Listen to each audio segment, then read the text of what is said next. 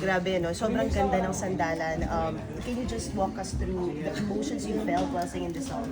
Oh gosh, the first time I heard it, syempre, it speaks about hope for me. It speaks about the kind of trust that you can give to someone, because at the end of the day, we need support system, around us in our lives. So, nung pinakinggan ko yung study, tinignan ko yung words, sabi ko saktong-sakto sa character ko as Homer Magtibay, yung pinagkadadaanan niya hindi lang sa puwersa, hindi lang sa Manila's Finest, kundi maging sa society, maging sa pamilya. And that's what we need right now.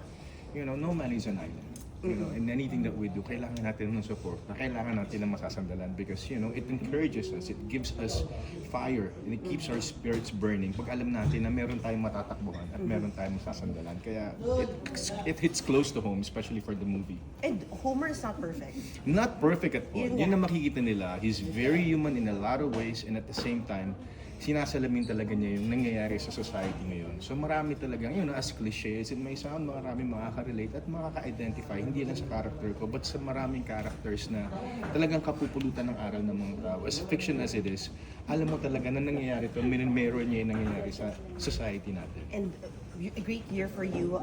Kingdom, The Ride will be on Netflix. Ay, nasunod-sunod nga. Sabi Kaya ko, kakaisayo. baka magsawa sa akin yung tao every 2 weeks. Para oo nga. Wow, release. So, sana diba? naman, tangkilikin natin, we're here as a soldier.